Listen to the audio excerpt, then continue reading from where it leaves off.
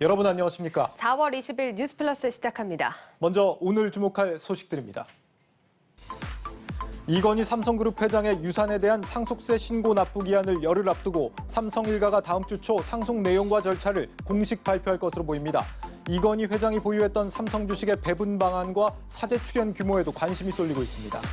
금융위원회가 올해 초 넷플릭스나 멜론 등의 해지 절차를 간편하게 하는 법안을 내놨지만 규제개혁위원회의 벽에 막혀 시행이 미뤄지고 있습니다.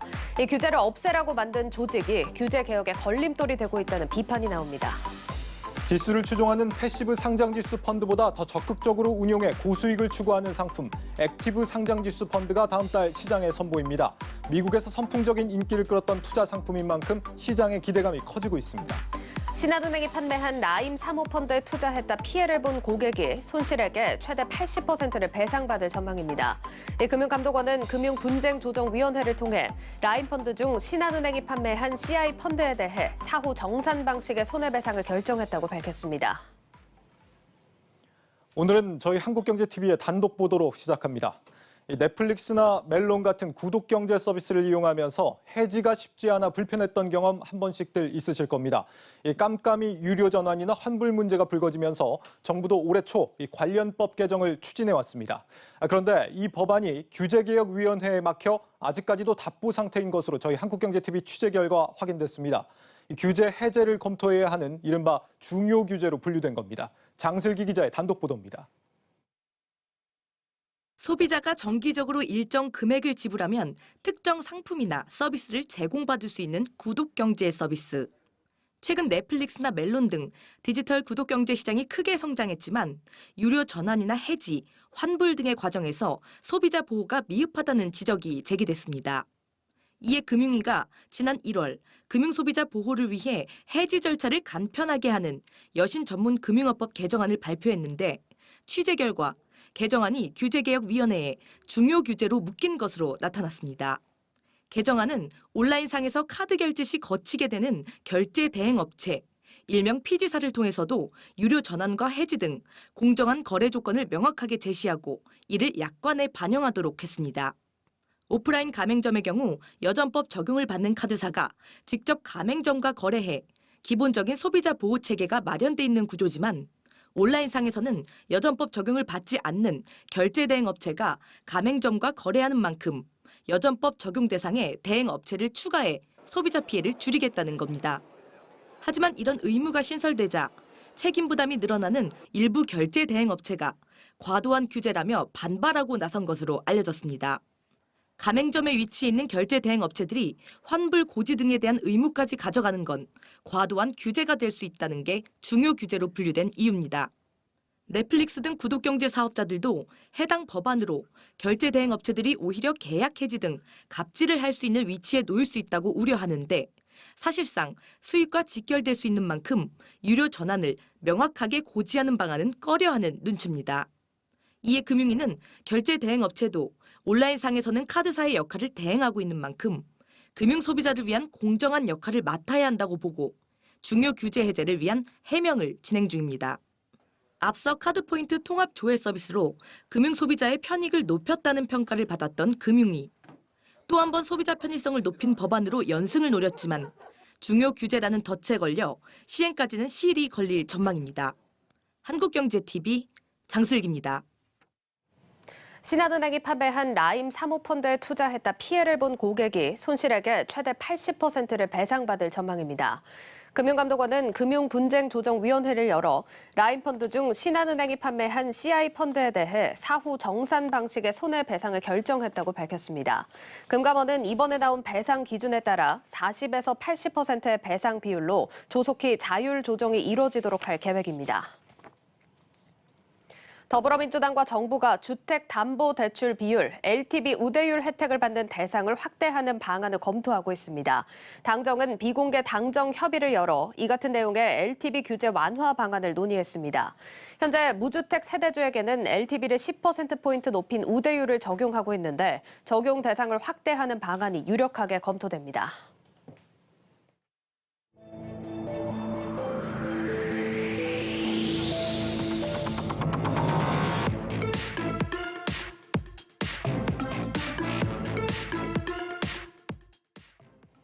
삼성 일가가 고 이건희 삼성그룹 회장의 유산에 대한 상속 내용과 절차를 다음 주 초 공개합니다. 이건희 회장이 생전에 약속한 1조 원 규모 사재 출연이 실제 이행될지 관심이 높아지고 있습니다. 먼저 임동진 기자입니다. 고 이건희 회장이 남긴 삼성 계열사 주식 규모는 약 19조 원. 여기에 고가의 미술품, 한남동 자택과 용인 에버랜드 땅 등 부동산, 현금 등을 포함하면 상속 자산은 22조 원 이상으로 추정됩니다. 주식에 대한 상속세만 11조 400억 원으로 기타 자산을 합하면 전체 상속세 규모는 13조 원에 이를 것으로 예상되고 있습니다. 막대한 상속세에 대해 삼성 오너 일가는 최대 5년간 분할 납부하는 방식을 택할 것으로 보입니다. 구광모 LG 회장 역시 구본무 회장 타계 이후 수천억 원의 상속세를 나눠서 내고 있습니다. 막대한 세금을 즉시 납부하는 것보다는 연부연납이라는 제도를 통하여 분할하여 납부하는 방식을 택할 것으로 예상이 됩니다. 연부연납은 1,000만 원을 초과하는 경우 5년간 분할하여 납부할 수 있는 제도인데 여기는 이자가 붙습니다. 이자율은 기존에 1.8%였다가 2021년 3월부터는 1.2%가 적용되어 부담이 조금이나마 완화될 것으로 예상됩니다. 고 이건희 회장과 유족들은 지난해 1조 3천억 원을 배당받은 만큼 상속세는 1차적으로 배당금에서 낼 것으로 예상됩니다.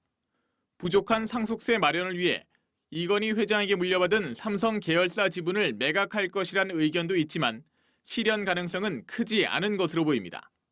다음 주 발표될 상속 내용과 더불어 관심을 끄는 것은 사회 환원 계획입니다. 재계에서는 삼성이 일부 미술품, 문화재의 기증과 함께 이건희 회장이 생전에 약속한 1조 원대 사재 출연을 이행하는 방안도 내놓을 것이라고 관측하고 있습니다. 지난 2008년 특검 이후 삼성은 사재 출연에 대해 여러 방안을 검토했지만 2014년 이건희 회장이 급성 심근경색으로 쓰러져 논의가 중단된 바 있습니다. 한국경제TV 임동진입니다.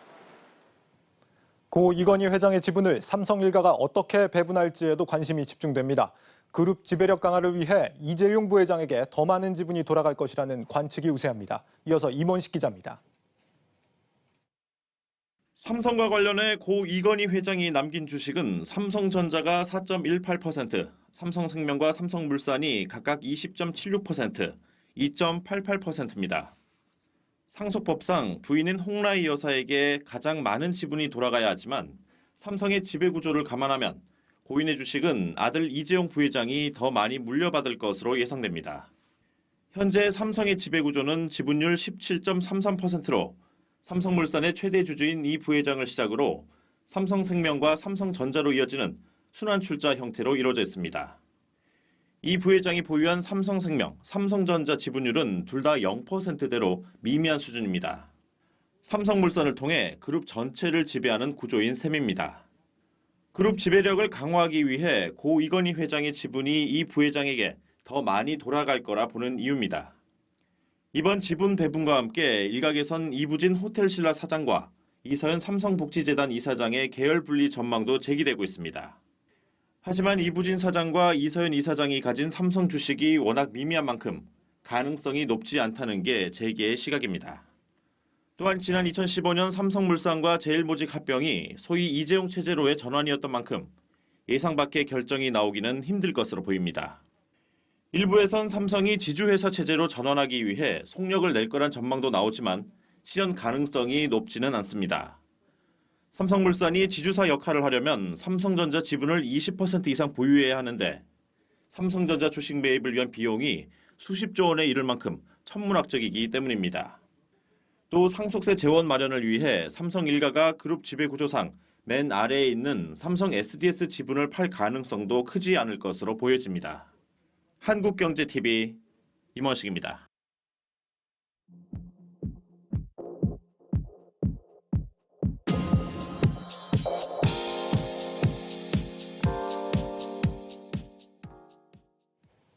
네, 요즘 전 세계 투자자들이 액티브 ETF를 주목하고 있습니다.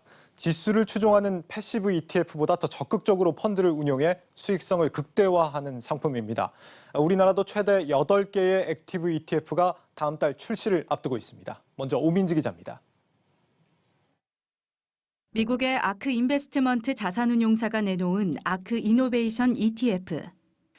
테슬라와 인비테, 스퀘어 등에 투자된 액티브 ETF로 지난해 1년 동안 연수익률이 100%를 넘어서면서 투자자들의 많은 관심을 받았습니다. 이러한 액티브 ETF의 인기와 맞물려 국내에서도 다음 달 액티브 ETF가 시장에 선을 보일 예정입니다. 지난달 26일 삼성자산운용과 미래에셋 자산운용, 한국투자신탁운용, 타임폴리오 자산운용 등 4개사가 각각 2개 상품을 한국거래소에 상장 신청했습니다. 현재 심사가 진행 중인데 무난히 심사를 통과하면 다음 달 시장에 출시될 예정입니다. 상장 심사 중인 8개의 액티브 ETF는 각각 미래차, 신재생에너지, ESG, BBIG 등의 테마에 주력합니다. 운용사들도 액티브 ETF 상품에 심혈을 기울이고 있습니다. 삼성자산운용은 이후로도 줄줄이 상품 출시를 예정 중이고 한국투자신탁운용도 액티브 ETF를 위한 별도의 브랜드를 만들어 당사 주력 시그니처 상품이었던 내비게이터로 이름 붙였습니다. 미래차, 신재생에너지, ESG 등 최근 국내외 증시의 주요 테마를 중심으로 한 이번 액티브 ETF. 시장의 기대감은 커지고 있지만 운용상의 자율성 확보 등 여전히 개선해야 할 과제 역시 적지 않다는 지적입니다. 한국경제TV 오민지입니다. 올해 액티브 ETF 대거 출시 소식에 관련 시장이 얼마나 성장할지 관심들이 높습니다. 이 취재 기자와 함께 알아보겠습니다. 증권부 정희영 기자 나와 있습니다. 정 기자, 이 액티브 ETF라는 게 펀드라는 건 알겠는데 일반적인 펀드랑은 어떻게 다른 겁니까? 네, 우선 ETF에 대해서 설명을 좀 드리자면요. 예. ETF라는 게 상장지수 펀드지 않습니까? 그래서 ETF라는 상품의 특성상 각 펀드들마다 추종하는 지수가 있고 이 지수의 등락폭을 따라가는 것이 대부분인데요. 그래서 예. 대부분 패시브 전략으로 운용되고 있습니다. 액티브 ETF는 이제 ETF라는 기본 형식에다가 운용력의 판단이 펀드 운용에 적극적으로 반영되는 일반 액티브 펀드의 성격을 더한 상품이라는 점에서 차이점이 있는데요. 예. 결과적으로 액티브 ETF는 추종하는 지수는 있지만 펀드 운용력에 운용 전략이 더해져 지수 대비 초과 수익을 내기 위해 고안된 상품으로 이해하시면 될 것 같습니다. 그러니까 액티브가 적극적인 뭐 이런 의미니까 좀 운용력이 적극적으로 좀 개입하는 이런 상품이다 이렇게 이해를 할 수 있겠군요. 우리나라에 이런 펀드 상품이 지금 뭐 많이 나와 있습니까? 얼마나 됩니까? 네, 지금까지 국내에 출시돼서 운용 중인 상품이랑 이제 상장을 앞둔 상품을 모두 합치면 11개인데요. 예. 지난해 9월 달에 2개 상품이 상장됐고 이후 12월 달에 하나가 더 추가돼서 운용되고 있고요. 현재 4개 운용사에서 총 8개 상품이 이제 상장을 심사를 진행되고 있습니다. 예. 마지막 출시 이후에 이제 4개월이나 넘게 지나서 추가 상장을 검토 중인 만큼 신규 상품 출시는 좀 다소 지지부진한 듯 보이는데요. 반면 전 세계적으로 액티브 ETF 시장은 빠른 속도로 성장하고 있습니다. 글로벌 액티브 ETF 설정 규모는 지난 한 해에만 5천억 달러가 넘게 증가하면서 전년 동기 대비 55%가량 성장했고요. 올해 들어서만 해도 지난달 말 기준으로 미국 증시에 신규 상장한 ETF들 가운데 절반가량이 액티브 ETF인 상황입니다. 이렇게 세계 시장에서는 성장세가 좀 가파른 상황인데 우리 같은 경우는 지금 신규 상품 출시가 좀 더디다 이렇게 얘기를 하고 있습니다. 이유가 뭐라고 할 수 있습니까? 네, 결론부터 말씀드리자면 액티브 ETF에 실제 운용하는 데 있어서 현재 ETF 운용 제도가 적합하지 않기 때문입니다. 네. ETF가 지수를 추종하는 상품이라고 말씀드렸잖아요. 현재 유가증권 시장 상장 규정에 따르면 액티브 ETF는 기초지수와 상관관계가 0.7로 정해져 있습니다. 만약 특정 액티브 ETF의 상관계수가 0.7 미만으로 3개월 이상 지속된다면 상장 폐지가 될 수 있는 건데요. 패시브 ETF에 적용되는 상관계수인 0.9보다는 다소 완화된 수준이지만 펀드 운용에 있어서 운신의 폭을 넓히기에는 역부족이란 지적입니다. 상관계수라는 게 이제 지수 추이와 실제 펀드 운용 성과의 차이를 말하는 거기 때문에 성과가 지수 대비 더 우월하게 나오더라도 괴리율은 벌어질 수 있는 거죠.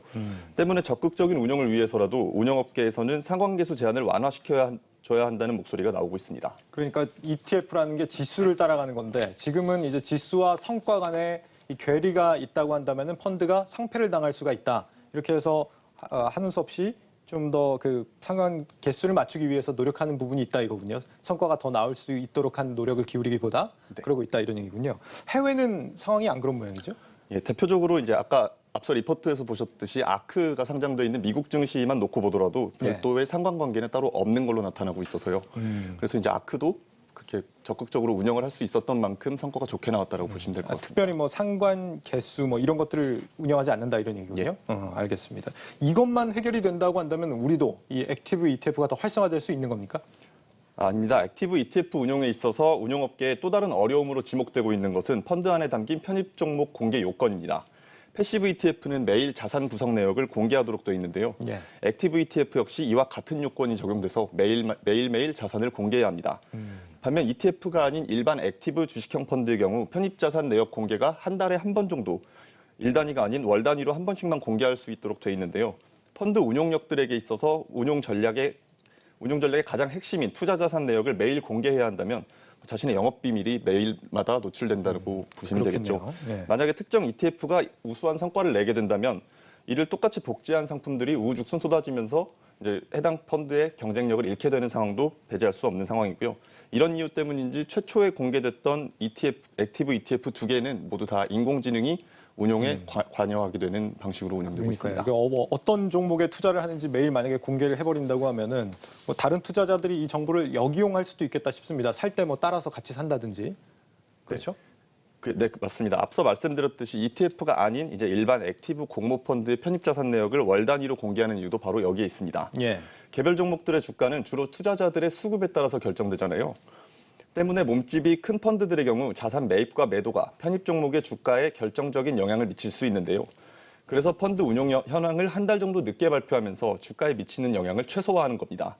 하지만 액티브 ETF의 자산 구성 내역을 매일 공개한다면 운용 전략이 노출돼 다른 투자자들의 선행 매매나 추종 매매로 이어질 수 있는 상황입니다. 펀드 투자자들이 환매를 요구하면 이에 대응하기 위해서 환매 자금을 마련하기 위해서 펀드에 편입하고 있는 자산을 매각해야 하고 투자금이 들어오면은 다시 규모를 늘리기 위해서 그만큼 자산을 매입해야 하거든요. 만약 펀드 편입 자산의 변동이 매일매일 공시되는 상황이라면 환매 수요가 많아질 때 매도 물량을 미리 예측한 투자자들이 공매도를 통해 주가 하락에 베팅하고 낮아진 주가의 펀드 수익률이 하락하는데 그 이후에 또다시 환매 수요가 들어오는 악순환 구조가 반복될 수 있다는 우려가 나옵니다. 예.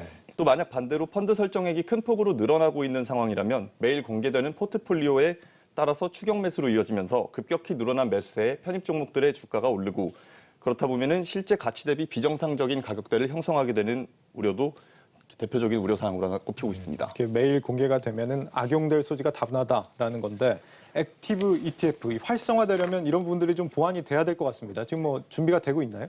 네, 일단 지난해 말 한국거래소가 액티브 ETF 관련 일부 규정을 완화하는 방안을 금융위원회에 전달했는데요. 예. 방안에는 이제 상관계수를 0.7 이하로 낮추는 내용과 포트폴리오 공시를 한 달 이내로 지연 공시하도록 하는 내용들이 담겨 있었습니다. 지난달 초 금융위원회는 이 같은 내용에 대해서 해외 액티브 ETF의 경과 등을 봐가면서 추가적인 제도 개선 여부를 검토하고 있다고 밝혔는데요. 올해 하반기 중에는 제도 개선의 윤곽이 그려질 것이라는 전망이 나오고 있지만 좀처럼 의견 차이가 좁혀지지 않는 상황으로도 알려져 있습니다. 실제 지난달 말 한국거래소에서 핵심 전략 추진 방향 간담회에서 손병두 이사장은 현재 액티브 ETF 활성화 방안을 위해 정책 당국과 협의를 진행 중이지만 협의가 잘 되고 있지 않다고 밝히기도 했습니다. 예. 이제 액티브 ETF와 관련된 논의 상황과 진전 상황은 계속 지켜봐야 할 것으로 보입니다. 네, 알겠습니다. 증권부 정의영 기자였습니다. 잘 들었습니다.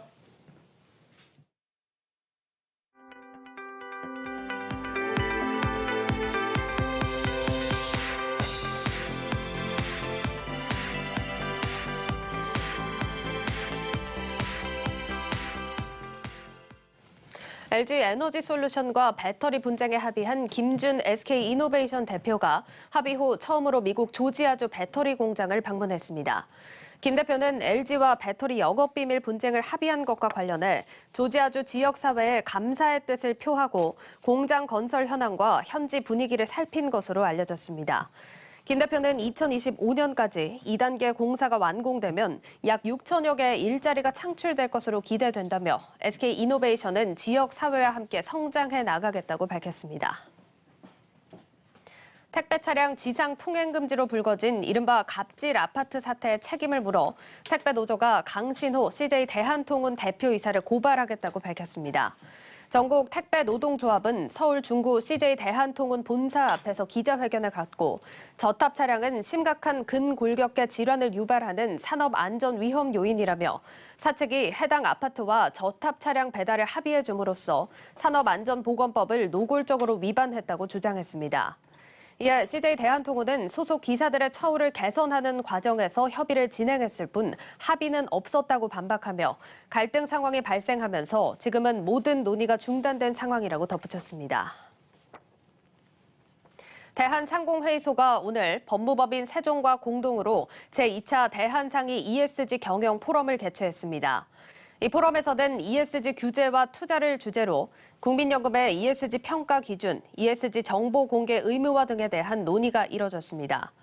기조 연설을 맡은 정준혁 서울대학교 법학전문대학원 교수는 연기금의 영향력 증대와 기후 변화에 대한 세계적인 우려를 고려할 때 ESG는 지속적 논의의 대상이 될 것이라며 관련 제도들이 정립되는 초기 단계이므로 국제기준 정립 과정에 우리나라의 목소리를 낼 필요가 있다고 말했습니다.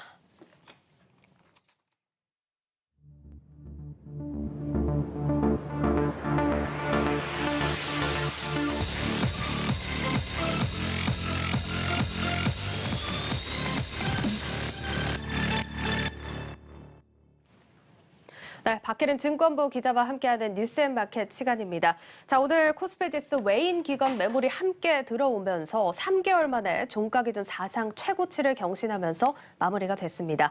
자, 이제 종가 기준 3,200포인트를 넘긴 지금 이제는 안정적으로 안착해 줄 수 있을지 여부에 시장을 초점을 주목을 하고 있는데요. 어떤 기업들이 이 힘을 보태줄 수 있을지 증권부 박혜린 기자와 함께 이야기 나눠보겠습니다.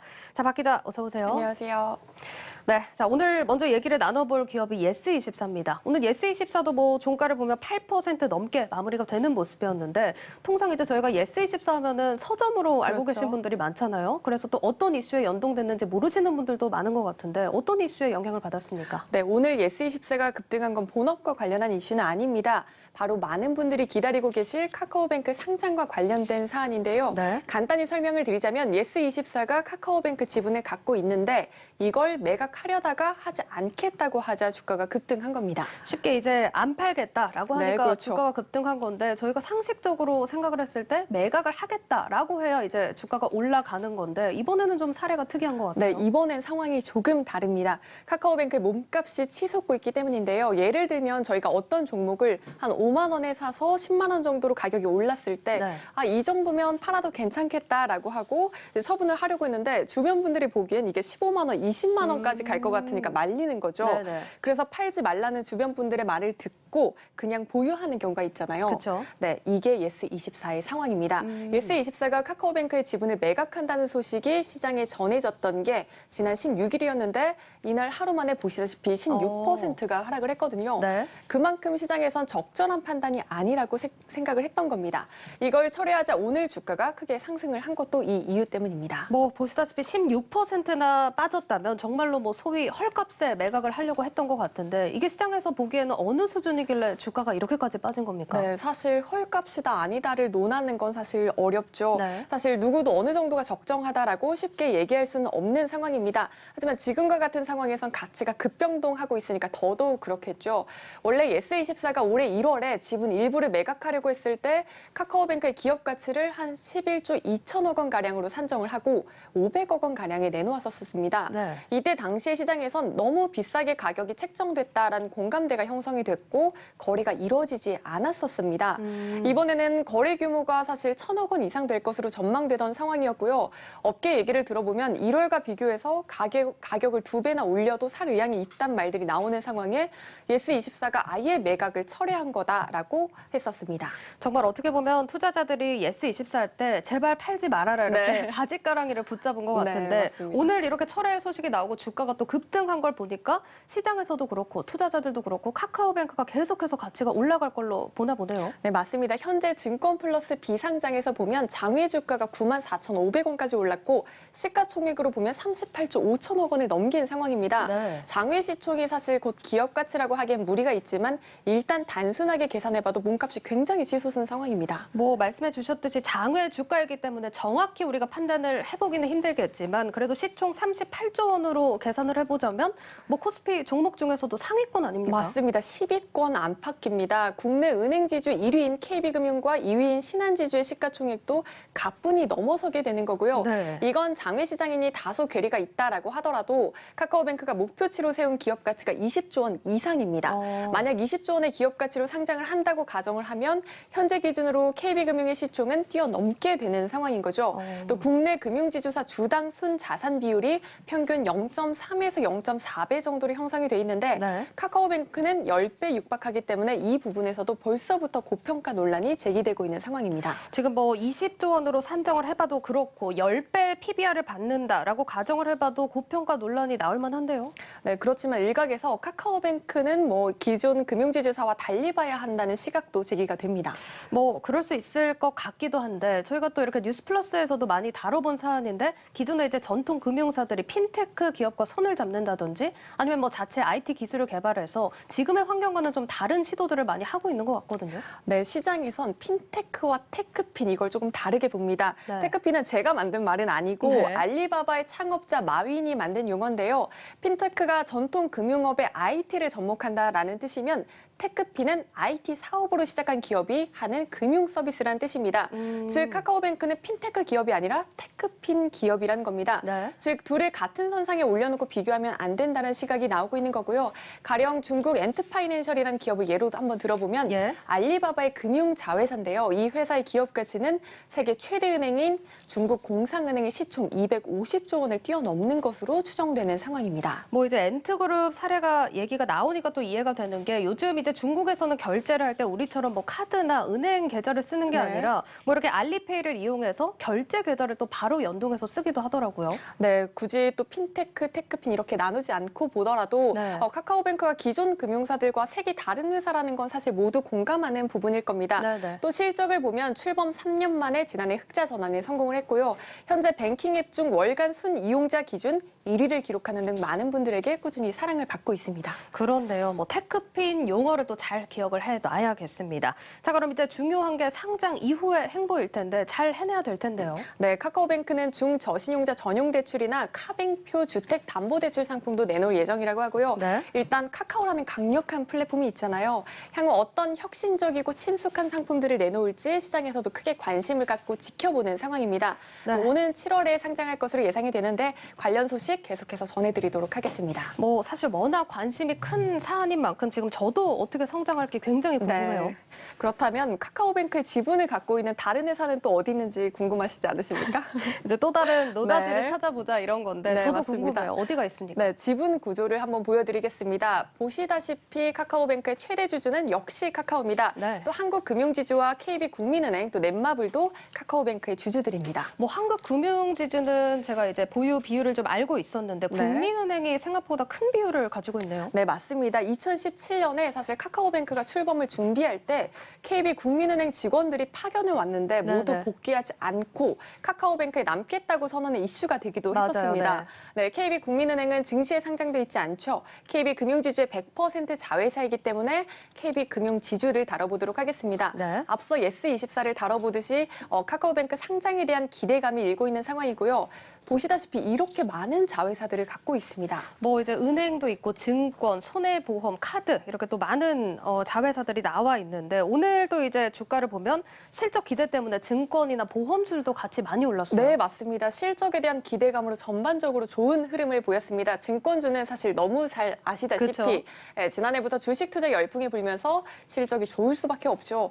올 1분기 하루 평균 거래 대금은 전분기 대비 21%나 증가했다고 합니다. 네. 여기에 올해는 대형 IPO가 이어지면서 수익이 더 개선될 것으로 전망되고 있습니다. 증권주는 뭐 계속 좋을 것으로 것으로 예상이 나온 만큼 아시고 있을 것 같은데 보험주들 같은 경우도 오늘 크게 올라왔는데 보험주들은 전망이 어떻습니까? 네, 각사별로 이슈가 조금 다르지만 전반적으로 보험주 전망도 굉장히 좋습니다. 손해보험사의 경우를 보면 코로나19 이후로 사람들의 이동량이 많이 줄었죠. 네. 자동차 운행량 감소로 자동차 보험 손해율이 개선되고 있다고 합니다. 또 자동차 보험료 인상 효과도 따르고 있고요. 생보사의 경우도 금리 상승에 따른 긍정적인 영향을 받고 있는 것으로 확인됩니다. 보험주들도 실적 전망이 괜찮게 나오고 있네요. 네, 증권사들이 KB금융에 주목하는 이유도 여기 있습니다. 증권 보험사 이익 증가로 이익 증가율이 가장 높은 국내 최대 은행 지주이기 때문인데요. 일단 금융지주 가운데 가장 큰 규모의 증권사를 소유하고 있어서 이 부분에서 주목을 받고 있는 거고 네. 또 프루덴셜 생명 등 비은행 자회사 이익 기여도도 높아져서 올해 가장 큰 성장이 예상된다는 게 증권업계 분석입니다. 네, 일단 올해 가장 큰 성장이 예상이 된다. 이 부분이 또 가장 중요한 포인트일 것 같은데 KB금융지주 가치 평가도 궁금한 상황입니다. 아까 이제 카카오뱅크가 네. PBR이 10배에 달한다 네. 이렇게 얘기를 해주셨는데 KB금융지주는 어떻습니까? 네, 키움증권은 KB금융지주의 올해 예상 PER 또 지난해 말 PBR은 각각 4.7배, 0.46배로 과도하게 저평가됐다라고 말합니다. 네. 또 국내 최대 금융회사로 금융소비자보호법 도입에 따른 수혜폭이 상대적으로 크다는 분석까지 나오고 있습니다. 금소법은 지금 KB금융이랑은 어떤 연관성이 있는 겁니까? 네, 금융소비자보호법 시행이 대형 은행과 또 증권 보험사에는 호재가 될 것이란 분석인데요. 예를 들면 비대면 상품 판매 규제를 강화하면 인터넷 전문은행이나 인터넷 플랫폼 회사가 위축이 되고 네. 기존 대형사들이 이를 흡수할 수 있다는 겁니다.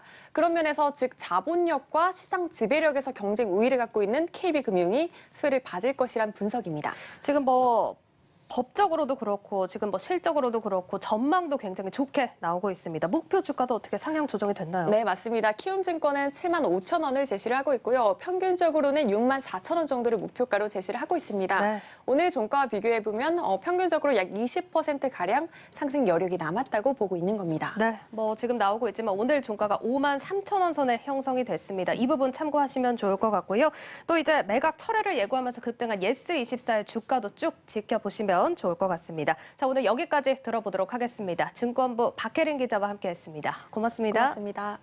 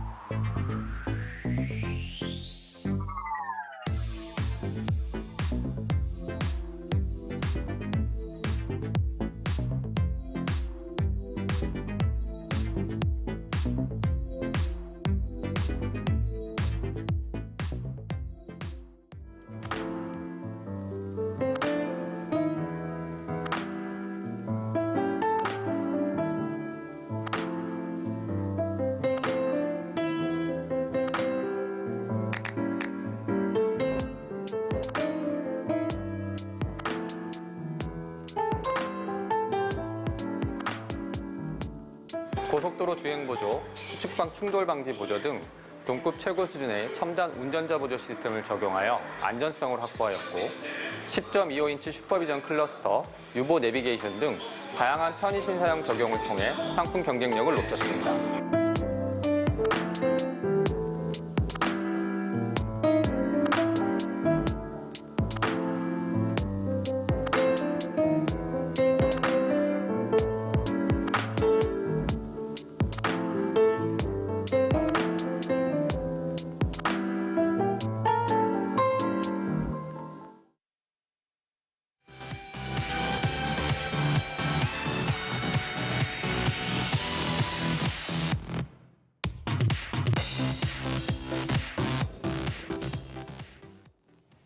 네, 플러스픽 시간입니다. 오늘도 이지우 기자와 함께하겠습니다. 이 기자, 네. 첫 번째 키워드 바로 보죠. 네.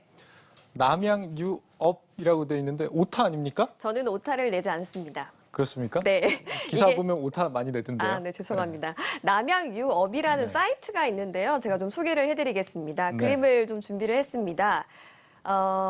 예, 이렇게 바코드 번호를 입력하면 이게 남양유업 제품인지 아닌지를 확인해주는 이른바 남양유업 판독기가 나오는 사이트가 바로 남양유업 사이트입니다. 그러니까 앞으로 남양유업 제품 구매는 없다. 이래서 남양유업인가 본데 네. 예, 제품에 이렇게 사실 제품들 보면은 거기에 뭐 남양유업이다 이렇게 브랜드 같은 게 다 적혀 있잖아요. 네. 그거 보면 알 수 있을 텐데 굳이 이렇게 판독기까지 필요한 겁니까? 안 써 있는 게 문제입니다. 네, 안 써 있는 게 있군요. 네, 많은 사람들이 남양유업 싫어하고 또 불매운동에 나서니까 남양유업이 홍길동 전략, 그러니까 아버지를 아버지라 부르지 못하는 그런 전략을 좀 세운 건데요. 네. 분명히 남양유업 제품은 맞는데 남양유업 제품 로고가 붙어있지 않은 겁니다. 대표적인 것이 백미당인데 혹시 백미당 가보셨습니까? 아이스크림. 네, 맞습니다. 예. 저도 참 좋아하는 아이스크림 매장인데요. 남양유업이 2014년에 오픈을 한 매장입니다. 그림 보시는 것처럼 백미당 제품과 또 그 매장 어디에도 남양유업의 로고는 볼 수가 없고요. 또 심지어 본사 건물에도 사명을 쓰지 않고 남양유업 설립 연도인 1964년 이렇게만 쓰여 있습니다. 그렇군요. 이 기자 덕분에 우리 시청자분들도 저 백미당이 남양유업 거라는 걸 이제 알게 됐습니다. 네. 백미당이 이 기자를 싫어하게 될 것 같습니다, 앞으로. 근데 아이스크림은 맛있더라고요. 그렇군요. 네. 갑자기 태세 전환. 네. 네, 알겠습니다. 판독기까지 활용을 해서 남양유업 제품을 거르는 사람들이 늘고 있다 이런 얘기인데 최근에 좀 논란이 많이 됐죠. 네, 특히나 최근에 큰 논란이 하나 있었습니다. 많이 알려졌지만 한 심포지엄에서 남양유업이 자사의 불가리스가 네. 코로나19를 억제할 수 있는 효과가 있다라는 연구 결과를 발표해서 논란이 된 건데요. 이후 질병관리청과 전문가들이 코로나19 억제 효과를 단정할 수 없다 이렇게 반박을 했고요.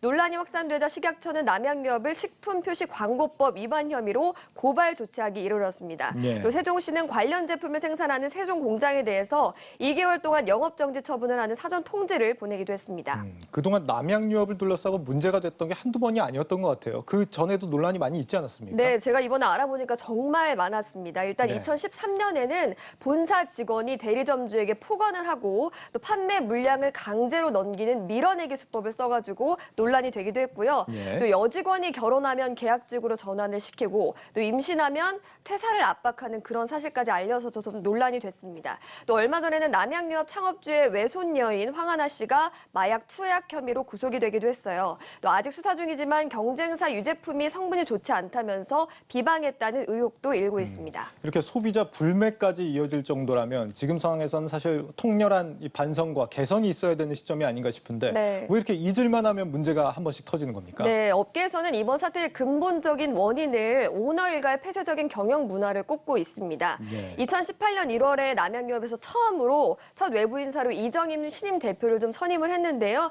1년을 채우지 못하고 물러난 것 역시 이와 무관하지 않다라는 업계의 목소리가 있는데요. 또 통상 기업은 증권가 애널리스트 등의 기업 탐방을 통해서 이 회사를 분석하는 증권가 리포트를 내고 있는데 남양유업은 사실상 10년째 이를 개방하지 않고 있어서 또 지적이 되고 있습니다. 어떻게 보면 정말 좀 대단한 회사인 것 같아요. 소비자들이 이렇게 외면을 하고 있는데도 이렇게 오랫동안 건재할 수 있다는 건 좀 대단한 거 아닙니까? 네, 근데 사실 건재하다고 보기는 좀 힘들 것 같습니다. 남양유업이 지난해 매출 1조 원을 넘기지 못했기 때문인데요. 이게 예. 11년 만이라고 합니다. 또 그림에서 보시는 것처럼 동종업계의 매출은 같은 기간에 굉장히 는 모습을 보였지만 남양유업만 정체되는 모습을 보이고 있죠. 또 주가 추락도 이어지고 있는데요. 2012년 말과 비교해서 주가는 65.2%가량 떨어진 상황입니다. 그렇군요. 이제는 좀 달라져야 되지 않을까 이런 생각이 듭니다. 네. 다음 키워드 보겠습니다. 네. 머스크의 거짓말 이렇게 되어 있습니다. 요즘 논란의 중심에는 항상 머스크가 있다는 얘기가 있는데 네. 거짓말을 했다고요? 네, 미국에서 운전석이 비어있는 차가 도로를 주행하다가 사고가 나는 초유의 사태가 좀 발생을 했습니다. 예. 사고 차량이 바로 전기차 업체인 테슬라의 모델 S였는데요.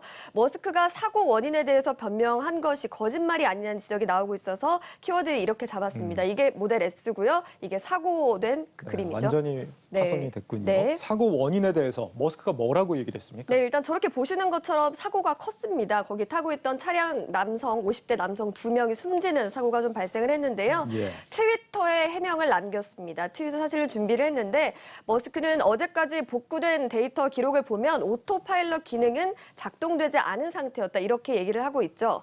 이 오토파일럿이라는 것이 운전자 없이 차량이 주행할 수 있는 테슬라의 가장 큰 장점으로 꼽히는 기능입니다. 일종의 자율주행 같은 네, 거죠? 맞습니다. 그런데 예. 문제는 사고 이후에 경찰이 해당 차량의 운전석에는 아무도 없었던 확률이 99.9%다 이렇게 발표를 한 겁니다. 그러니까 오토파일럿이 오작동했을 수 있다 이런 판결을 낸 건데 머스크는 아니라고 주장을 했던 셈이죠. 그러니까 차량 운전석에 아무도 없었는데 머스크는 자율주행 기능이 운행이 안 되고 있었다라고 네. 얘기를 한 거네요. 누가 네. 봐도 좀 말이 안 되는 주장인데요. 그렇죠. 머스크는 지금까지 오토파일럿이 다른 회사의 자율주행 기능에 비해서 훨씬 더 안전하다고 계속해서 호언장담을 해온 상황입니다. 예. 하지만 미국 도로교통안전국도 최소한 27건의 교통사고가 이 오토파일럿 기능과 관계가 있다면서 조사에 착수한 상황인데요. 전문가들은 오토파일럿을 운전을 아예 전부 맡길 수 있는 자율주행이 아니라 준 자율주행 정도로 보고 있는데요. 실제 테슬라 차량에는 완전한 자율주행에 필요한 그 정밀한 레이더까지 장착이 돼 있지 않다라고 합니다. 그렇군요. 네, 그래서 네, 얘기하시죠. 예, 계속 이어가겠습니다. 그래서 테슬라 그 모델 3 사고 소식에 테슬라 주가도 3%가량 좀 급락을 했고요. 그럼에도 불구하고 좀 뻔뻔하게 테슬라는 예정대로 완전 자율주행 소프트웨어를 대량 출시하겠다 이렇게 계획을 밝혔습니다. 테슬라 운전자들 입장에서 굉장히 좀 불안해지는 소식인데 네. 이 기자는 어떻습니까? 만약에 뭐 모델 3 누가 선물로 준다고 한다면 타겠습니까 앞으로? 공짜입니까? 공짜입니다. 네, 타겠습니다. 아 그렇군요. 네. 역시 한탕주의의 네. 이 기자. 네, 그렇군요. 테슬라 주가를 이 기자 얘기를 보니까 앞으로 괜찮을 것 같다는 생각이 듭니다. 네. 다음 소식 보겠습니다. 네, 네, 물로 보지 마 이렇게 되어 있네요. 저를 물로 보지 마십시오. 그렇게 보지 않고 물로 보고 있습니다. 네. 아니, 누군가를 만만하게 취급할 때 물로 보지 마, 뭐 이런 표현을 좀 많이 씁니다. 예. 그런데 앞으로 폴더블 스마트폰을 물로 보지 말아야 되는데 또 물로 봐야 할지 뭐 이런 생각이 좀 앞서는데요. 사실 폴더블 폰이 물에 좀 쥐약이었습니다. 그런데 이제는 물에서도 좀 당당해질 것이라는 소식이 나와서 키워드를 이렇게 잡았습니다. 폴더블 폰을 제가 써본 적이 없어서 뭐 이게 방수가 안 되는지도 몰랐습니다. 네. 이게 개선이 되나 보죠? 네, 미국 IT 전문 매체 샘 모바일이 올해 하반기에 출시될 삼성전자의 폴더블 폰인 갤럭시 Z 폴드 3와 갤럭시 Z 플립 2가 IP 등급을 받을 것으로 전했는데요. 방진이나 방수 성능을 수취한 것이 바로 IP 등급인데 기존의 바형태의 스마트폰은 대부분 IP67이나 IP68 정도를 받고 있습니다. IP 등급이 이제 방진, 방수 성능을 수치화한 건데 네. 뒤에 붙는 이 숫자는 뭘 의미하는 겁니까? 모르실 줄 알고 그림을 좀 준비를 했습니다. 예. 네, IP는 IP 등급을 말하고요. 첫 번째 자리 숫자는 방진 등급, 두 번째 자리 숫자는 방수 등급을 의미하는데요. 예로 최근에 출시된 갤럭시 S21은 IP67입니다. 이렇게 되면 외부로부터 먼지 유입을 아예 막을 수 있고 또 수심 1m 내외에서 물에 빠뜨려도 문제가 생기지 않는 수준이다. 이렇게 볼 수가 있겠습니다. 예. 앞자리가 뭐 앞서 얘기한 거 보면 다 뭐 67, 68 이런데 앞자리가 다 6자리인 거 보면은 방지는 뭐 6 정도면 적당한 모양이죠? 네, 그 표에 보시는 것처럼 방지는 6이 끝이죠.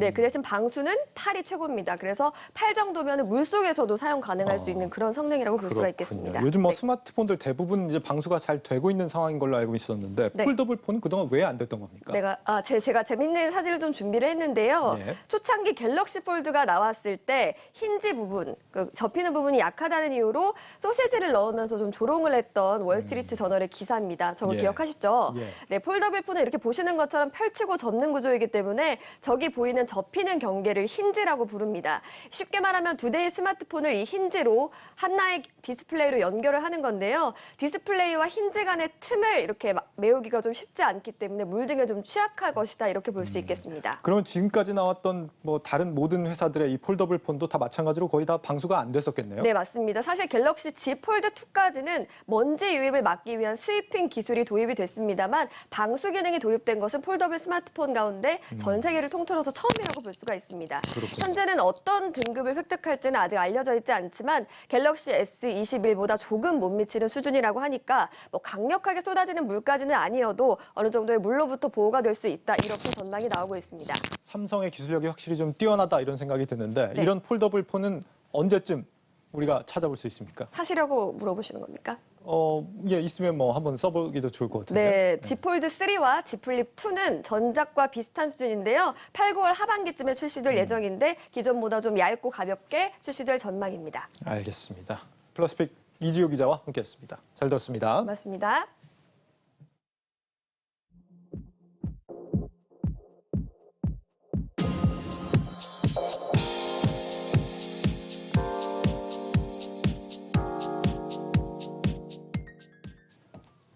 놓치면 서운한 글로벌 뉴스입니다. 조금 전 마감한 중국 증시 마감 시황부터 전해드리겠습니다.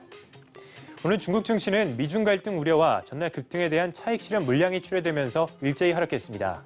상해 종합지수는 전일 대비 0.13% 내린 3,472선에 거래됐고 선전 종합지수 0.11%, 기술주 중심의 창업한 지수는 0.09% 약보합권에 마감했습니다. 미중 갈등이 계속되는 점이 증시 하락을 주도했는데요. 시진핑 주석은 이날 중국 하이난에서 열린 보아오 포럼 개막식에서 새로운 냉전과 이데올로기적 대립에 반대한다고 강조했습니다. 또한 왕이 외교부장도 전날 유엔 안보리에서 미국을 겨냥해 내정 간섭이나 이데올로기 대결을 해서는 안 된다고 강조한 바 있습니다. 한편 중국의 사실상 기준금리인 대출 우대금리가 12개월 연속 동결됐는데요. 인민은행이 집계한 이달 1년과 5년 만기 대출 우대금리는 각각 3.85%와 4.65%로 지난해 4월 이후 12개월 연속 유지됐습니다. 오늘 업종별로는 어제에 이어서 소비재 섹터가 강세를 보였습니다. 이어서 글로벌 뉴스 살펴보겠습니다. 최근 뜨거운 감자가 되고 있는 머스크의 도치코인이 일명 도치데이를 맞아 신고가를 경신했습니다. 사상 최고치를 경신했을 때 시가총액 4위까지 올라간 것으로 나타났는데요. 매년 4월 20일은 대마초 흡연자들이 정한 대마초의 날이지만 도치코인 투자자들은 도치코인도 함께 기념하자며 오늘을 도치데이로 정했습니다. 오늘 도치코인은 한때 43센트를 기록하면서 사상 최고치를 경신했는데요. 당시 도치코인의 시가총액은 540억 달러를 웃돌면서 시가총액 4위인 리플의 534억 달러를 제쳤습니다. 현재 도치코인은 개당 41센트를 기록하고 있습니다. 다음 소식입니다. 페이스북의 마크 주커버그 CEO가 목소리 기반 소셜미디어인 클럽하우스처럼 사람들의 실시간 대화를 할 수 있는 서비스를 개발하고 있다고 밝혔습니다. 주커버그는 오디오 기능에 많은 투자를 계획하고 있다면서 사람들이 실시간 대화를 할 수 있는 라이브 오디오 룸스 서비스를 개발하고 있다고 말했는데요. 또한 사용자들이 자신의 피드로 내보낼 수 있는 짧은 오디오 클립인 사운드 바이츠 기능도 수개월 안에 시범 운영에 들어갈 예정이라고 소개했습니다. 마지막 뉴스입니다. 미국이 코로나19 사태로 여행 금지를 권고할 국가의 수가 전 세계의 80%까지 늘어날 것이라고 밝혔습니다. 미 국무부는 코로나19 재확산 위험을 고려해서 이번 주에 여행 경보를 업데이트할 것이라고 밝혔는데요. 미국의 여행 경보는 사전주의와 강화된 주의, 여행 재고, 여행 금지 이렇게 4등급으로 나뉩니다. 국무부는 이번 업데이트에서 4단계 경보인 여행 금지에 해당하는 국가를 큰 폭으로 늘릴 것이라며 전 세계의 80% 국가가 포함될 것이라고 말했습니다. 만약 여행 금지국 수를 80%까지 늘린다면 숫자로는 160개국 정도로 추산됩니다. 지금까지 글로벌 뉴스 박찬희였습니다.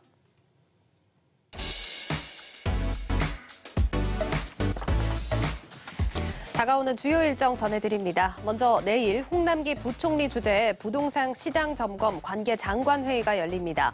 최근 서울 아파트 가격 상승폭 확대에 대한 점검에 나선다고 알려졌습니다. 글로벌 일정으로는 미국에서 넷플릭스가 실적을 발표하면서 미국 빅테크 기업들의 실적 발표 신호탄을 쏩니다. 또 애플은 신형 아이패드 등 신제품 공개 행사를 온라인으로 개최한다는 점까지 전해드리겠습니다.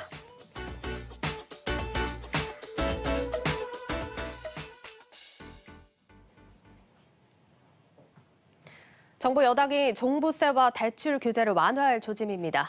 실수요자 대출 한도를 크게 늘려주고 종부세 부과 기준을 집값 상위 1, 2%만으로 좁히는 방안이 검토되고 있습니다. 이제라도 애꿎은 실수요자가 피해를 보지 않게 조정하는 건 환영할 일입니다. 하지만 왜 지금입니까? 지난해 이 9월까지만 해도 이 정세균 전 국무총리 이 실수요자 LTV 완화 목소리에 대해 이 부동산 시장이 다시 들썩일 수 있는 시그널을 줘서는 절대 안 된다고 했습니다. 여전히 집값은 잡히지 않았고 오히려 서울시장 선거 후 재건축 단지를 중심으로 다시 고개를 들까 우려가 깊습니다. 그때와 달라진 건 단 하나, 이 대선이 1년 앞으로 다가왔다는 사실뿐입니다. 합리성과 원칙에 기반해야 할 경제 정책들이 정치적 실리에 좌우돼선 안 됩니다. 이 정책이 오락가락하는 사이 집권당에 대한 신뢰는 무너지고 그 피해는 고스란히 시장이 짊어져야 할 몫이 될 겁니다. 원칙이 바로선 정부 여당을 기대하면서 오늘의 뉴스플러스를 마치겠습니다. 여러분 고맙습니다.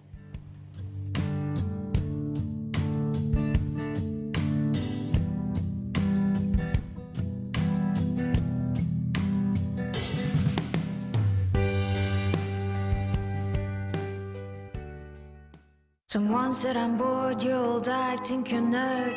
Real life so that I am 18 years old still.